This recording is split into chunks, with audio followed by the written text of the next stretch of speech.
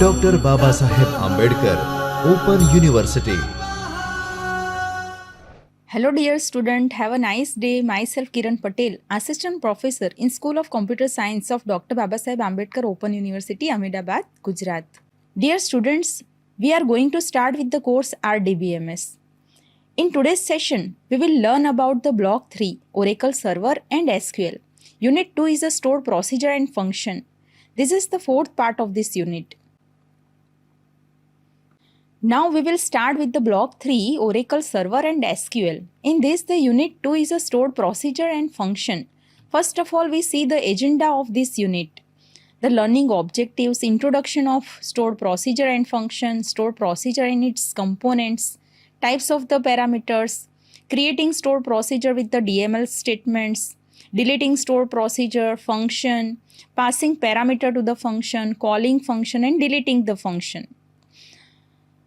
In today's session, we will learn about the function. Start with the function. After completed this unit, students will be able to understand what is the procedure and function, how to create the procedure and function, and how to execute it. Now, we will start with the function.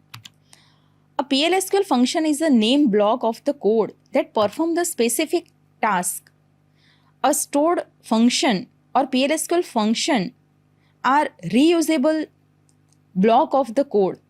They are similar to the procedure, but the main difference between the procedure and function is that the function must always return a single value and procedure may or may not return a value.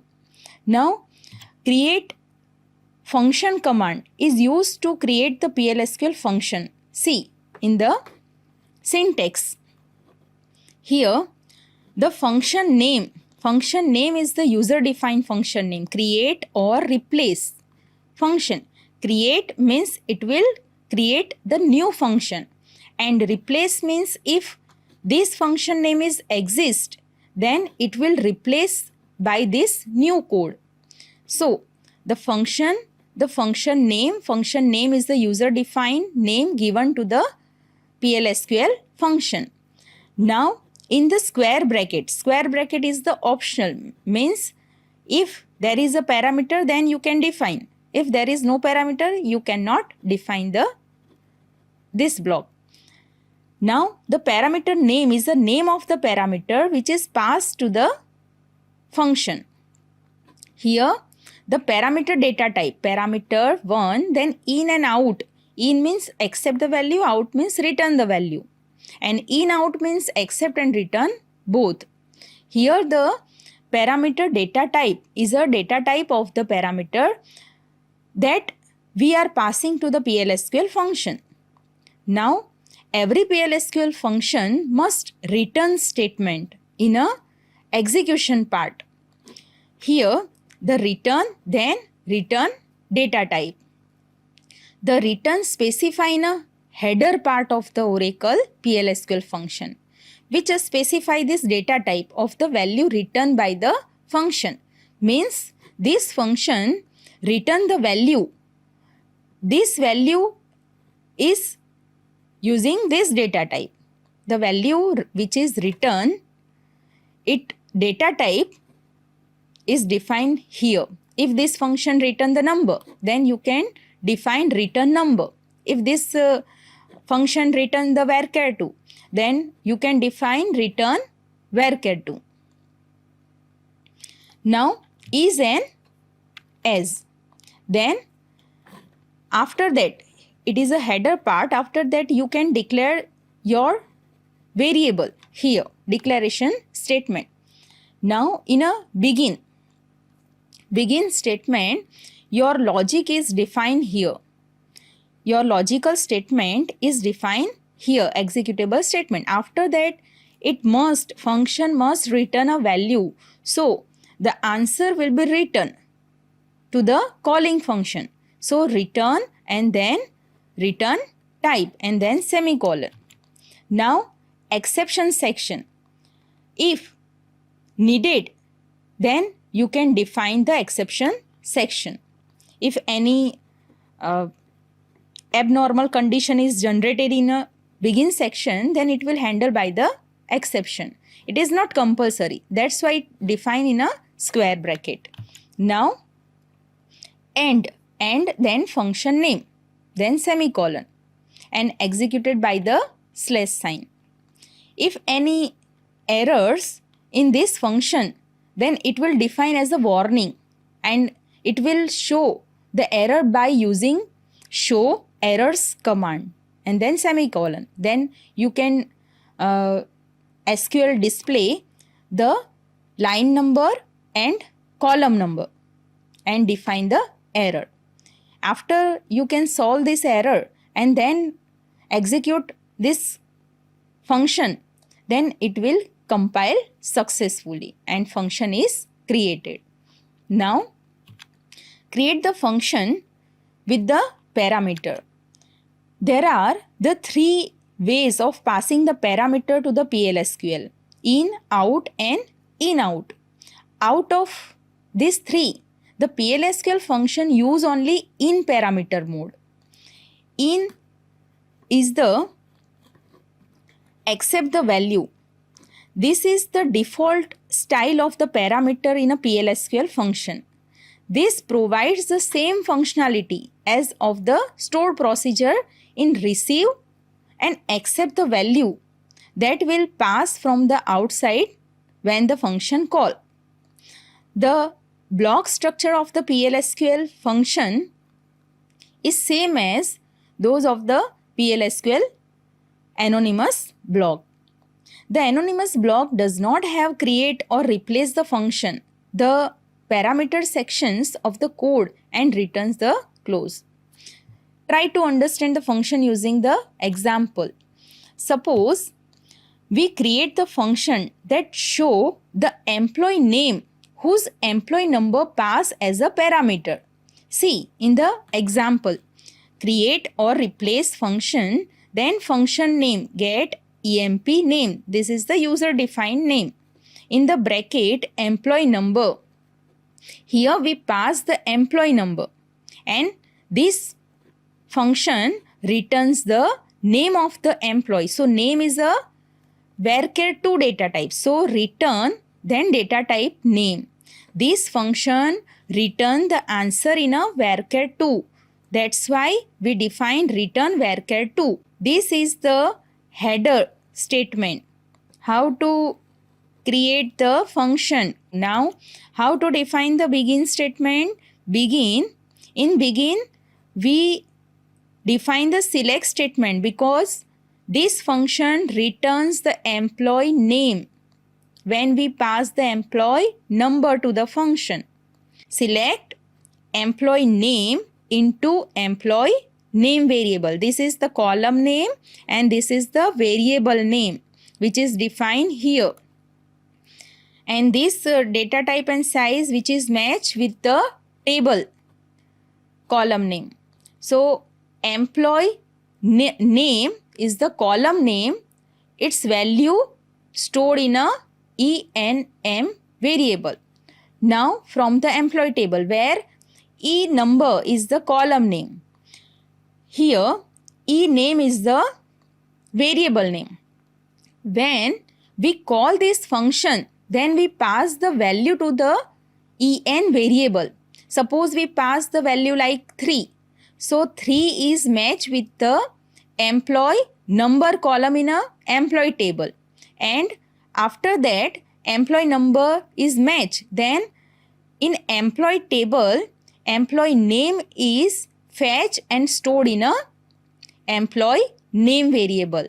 And then it will returns the employee name. So we pass the variable employee number and it will fetch the employee name from the employee table and returns the answer as a employee name. And then function name, then semicolon, and then slash sign is used for a execution. So this function is used to accept the employee number and return the employee name.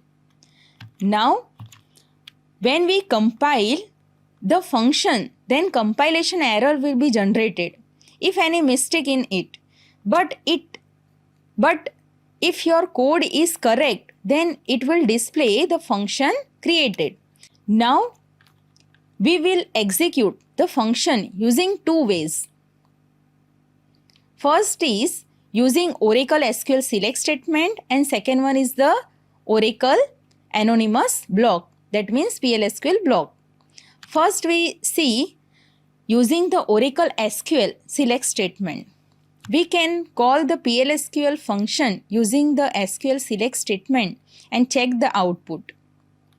For example, here select, how to execute the select statement? Select, then function name, and in the bracket 1 is passed in an employee number in n variable and from employee table.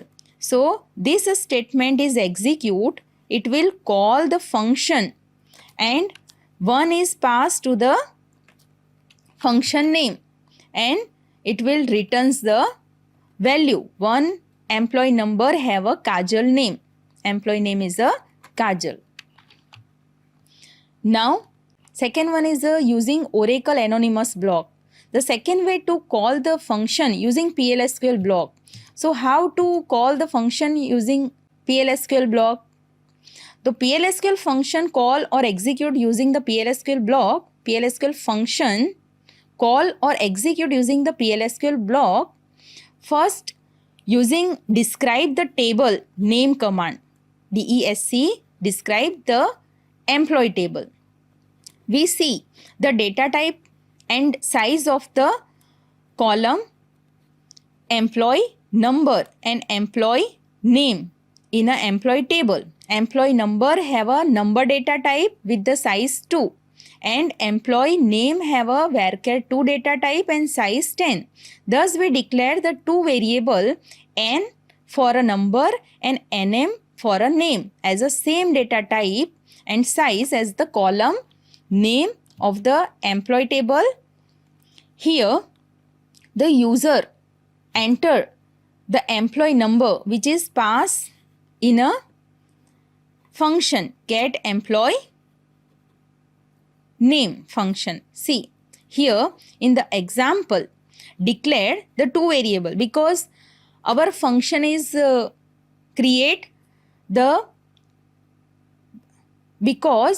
our function is accept the employee number and return the employee name.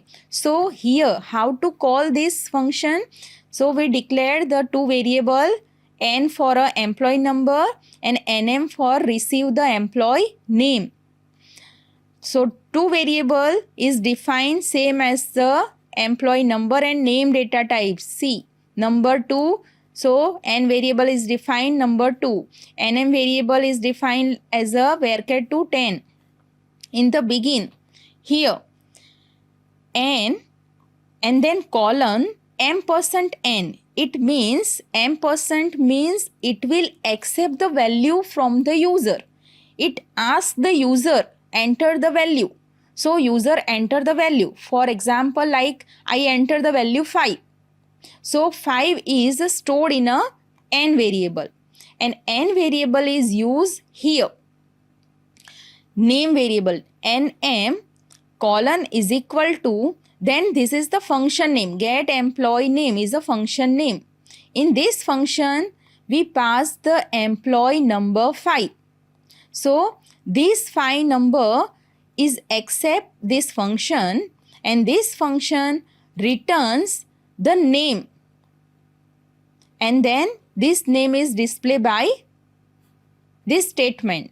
Name is this. So we pass the employee number and this function returns the employee name which is stored in a nm variable. Here the employee number is accept by en variable and en variable is matched with the employee table column e number and then it will returns the name into the enm variable. Now when we execute this PLSQL block, then it will ask enter the value for n. This m% ask me the enter the value for n. When we pass 5 number, then 5 number is stored in a n variable and n variable phi value is a pass in a function, then function returns the function match with the table. This phi number have a Manoj name. So employee name is returned. So name is a Manoj because it is stored in a NM variable. The name is Manoj. Now, how to delete the function or how to drop the function. To delete the function, we have to use the drop function. Now, the syntax is drop function and function name and then semicolon.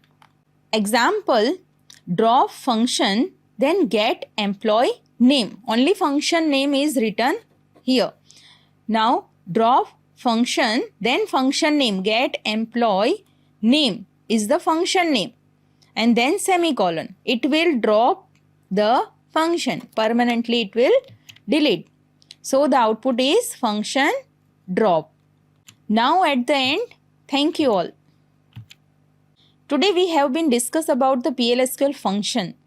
How to create the function, how to call it, how to pass the parameter to the function, and how to drop the PLSQL function. Here, this unit is completed. In our next session, we will start with the new unit.